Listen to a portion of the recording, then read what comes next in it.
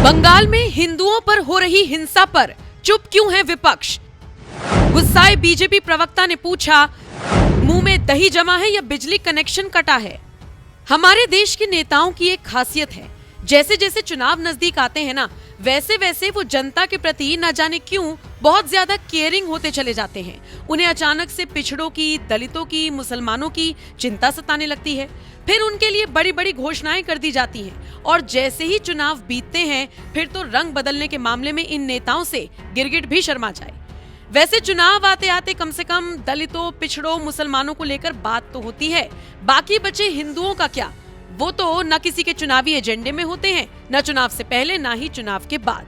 शायद इसीलिए इस देश के संसाधनों पर पहला हक अल्पसंख्यकों का, खासकर मुसलमानों का बताने में भी कुछ नेताओं को शर्म नहीं आती। विडंबना तो ये भी है कि कहने भर के लिए देश में हिंदू मेजॉरिटी में है, लेकिन बंगाल जैसे राज्यों का हाल देखिए। यहाँ के कुछ इलाके जो कि मुस्लिम बहुल हैं, वहाँ पर हिंदुओं का जीना दुश्वार हो गया है। वजह जानते हैं क्या है? वजह यह है कि केंद्र सरकार की तरफ से वक्फ कानून देश में लागू कर दिया गया है। मैं निम्नलिखित प्रस्ताव पेश करता हूं। इस कानून को फाड़ता हूं, ये अनकॉन्स्टिट्यूशनल है सर। ये कानून भारत सरकार का है, हर एक पर बंधन करता होगा और इसको स्वीकार करना पड़ेगा। पहले लोकसभा, फिर राज्यसभा और फिर राष्ट्रपति की मंजूरी मिलने के बाद वक्फ कानून देश में लागू हुआ तो बंगाल के मुसलमानों ने वहां के हिंदुओं को टारगेट करना शुरू कर दिया। जाहिलता की हद देखिए। इन जिहादियों को लगता है कि बंगाल के इन हिंदुओं की वजह से वक्फ कानून आया है। मतलब सोचकर देखिए क्या मानसिकता हो सकती है इन जिहादियों की, जिन्हें ना अपने लोगों से प्यार है, ना अपने राज्य से प्यार है, ना उसकी संपत्ति या उसकी धरोहर से प्यार है। लगे हैं कानून का विरोध करने। क्या होगा इस विरोध से? वक्फ कानून वापस हो जाएगा? नहीं। खैर, कम तो हमारे नेता भी नहीं है ना जी। एक तरफ राज्य की सीएम है ममता दीदी, जो बवाल शांत कराने के लिए एक्शन लेने के बजाय अपील पर अपील कर रही हैं, गलत आश्वासन दे रही हैं कि वो राज्य में इसे लागू नहीं होने देंगी। तो दूसरी तरफ राहुल गांधी जैसे लीडर ऑफ ऑपोजिशन है, जिनके मुंह से एक शब्द नहीं निकल रहा। अखिलेश यादव है, जिन्हें बंगाल में हिंदुओं के साथ बर्बरता दिखाई नहीं दे रही। बिहार वाले तेजस्वी तो सीएम बनने के सपनों में ऐसे खोए हुए हैं कि वास्तविकता से उनका कनेक्शन ही टूट गया है।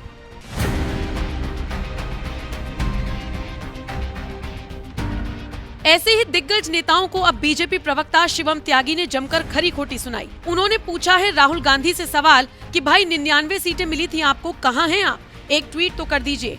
उन्होंने पूछा है सवाल अखिलेश यादव से कि एक अखबार का बहिष्कार करने के बाद आपने न्यूज़पेपर ही पढ़ना बंद कर दिया क्या? उन्होंने पूछा है सवाल तेजस्वी यादव से कि आप चुप क्यों हैं? अगर चारा घोटाले का पैसा खत्म हो गया हो तो टीवी का रिचार्ज हम करा देंगे। बंगाल में एक पिता एक पुत्र यानी कि एक बाप और बेटे को हरगोविंद दास और चंदन दास, जो दोनों भगवान की मूर्ति बनाते थे, दोनों को मार दिया गया। एक अलग घटना में एक और व्यक्ति को मार दिया गया। और जब इस विषय में ADG law and order Javed Shamim से पूछा तो उन्होंने कहा हमारी जानकारी नहीं है अभी ये। खास तौर पर इस देश में दलितों की, पिछड़ों की, जातीय जनगणना की और तमाम बात करने वाला 99 सीटों वाला लीडर ऑफ ऑपोजिशन कहां है भाई? कहां हैं आप? आज दलितों के, पिछड़ों के, अगड़ों के सबके बच्चे मारे जा रहे हैं, आपसे एक शब्द नहीं निकल रहा। मुंह में दही जम गई है क्या? जातीय जनगणना पर इतनी बात करने वाले, बाबा भीमराव अंबेडकर की बात करने वाले, ज्योतिबा फुले की बात करने वाले, पेरियार की बात करने वाले, उनके बच्चे, हमारे भाई बहनों को आज मारा जा रहा है। एक ट्वीट तो करिए। क्या हो गया भाई? बिजली कनेक्शन नहीं है क्या आपके घर में? एक ट्वीट नहीं निकल रहा आपसे? और बिहार में जातीय जनगणना की बात करने वाले, पिछड़ों को न्याय देने वाले तेजस्वी यादव कहां हैं? चारा घोटाले का सारा पैसा अगर खत्म हो गया हो तो टीवी का रिचार्ज हम कर देते हैं। अगर आपको न्यूज नहीं दिखाई दे रही है तो देखिए, एक ट्वीट कर दीजिए। इतनी भी बेशर्मी किस विषय में होनी चाहिए? क्यों होनी चाहिए?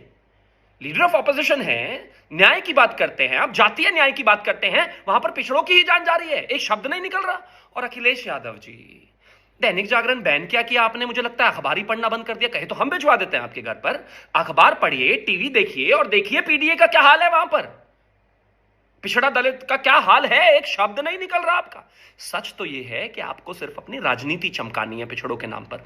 आज उनको मारा जा रहा है, पीटा जा रहा है, काटा जा रहा है, घरों में घुसा जा रहा है, खींचा जा रहा है, सड़कों पर गोलियां चल रहा है, उनके वाहन रोके जा रहे हैं, उनको परेशान किया जा रहा है, उनको घरों से पलायन करना पड़ रहा है। लेकिन ये जो पिछड़ों के मसीहा बनने का ड्रामा करते हैं, एक शब्द नहीं है किसी से। क्यों? क्योंकि पिछड़ों की परवाह नहीं है, फिक्र नहीं है।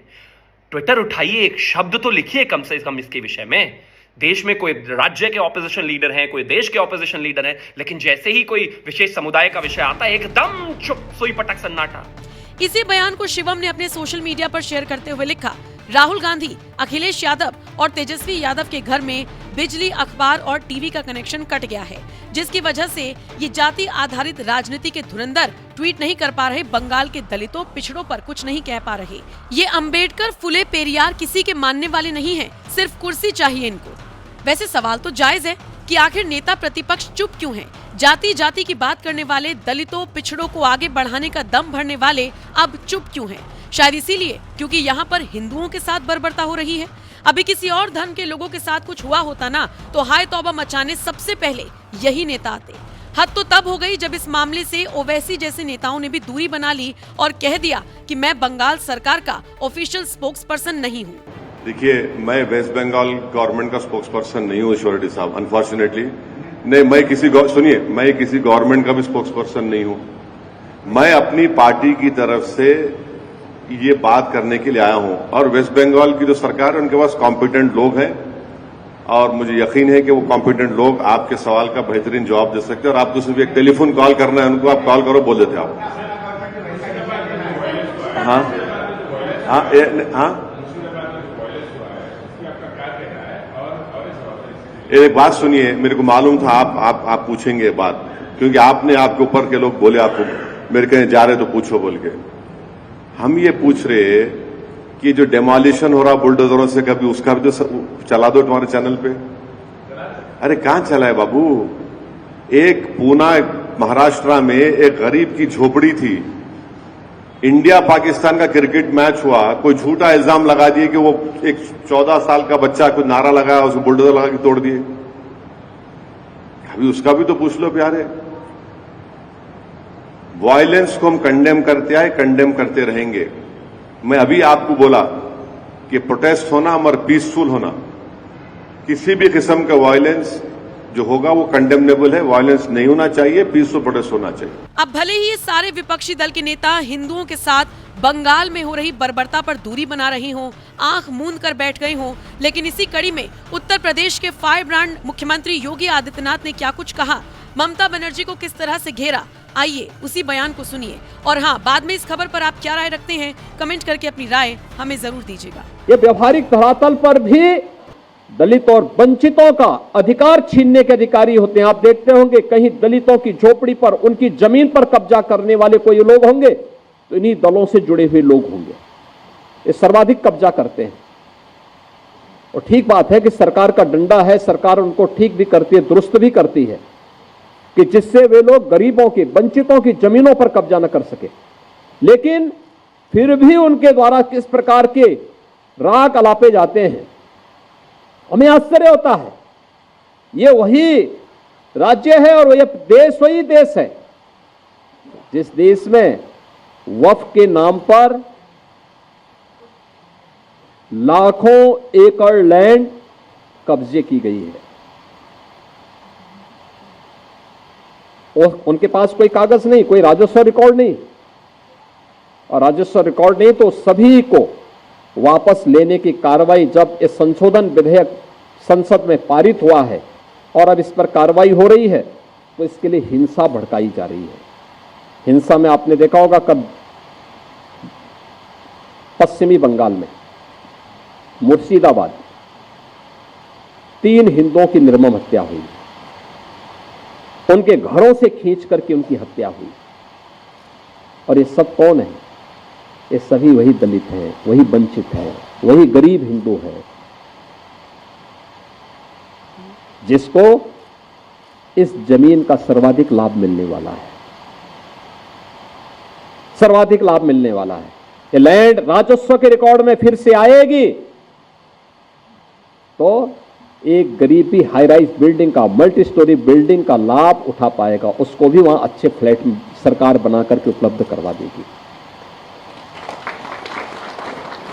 इन्हें भय है कि दलितों को, वंचितों को, गरीबों को अगर ये हाई राइज बिल्डिंग मिल जाएगी तो इनका तो वोट बैंक समाप्त हो जाएगा, ये गुमराह करने की इनकी राजनीति हमेशा के लिए समाप्त हो जाएगी।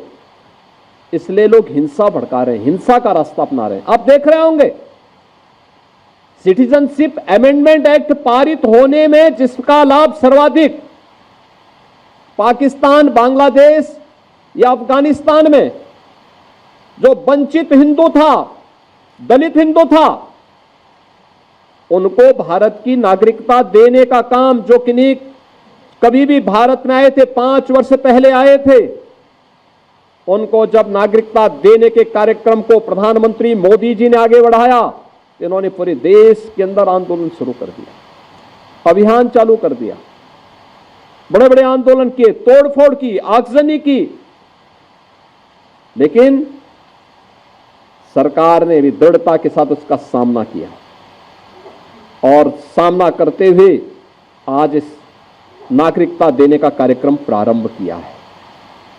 कहां जाएगा? पाकिस्तान में, बांग्लादेश में पीड़ित हिंदू कहां जाएगा? और हिंदुस्तान की तरफ ही आएगा। दुनिया के अंदर कहीं भी कोई पीड़ित हिंदू होगा, वह आकर के अंततः हिंदुस्तान में ही आएगा और वह भारत में आकर के ही शरण लेने के लिए मजबूर होता है। लेकिन कांग्रेस और समाजवादी पार्टी या टीएमसी जैसे दल हमेशा इसमें बाधक रहे हैं और उन लोगों ने उन्हें दोयम दर्जे का नागरिक बनाने का काम किया, शरणार्थी के रूप में रखा। लेकिन भारतीय जनता पार्टी ने उन्हें अपनाया।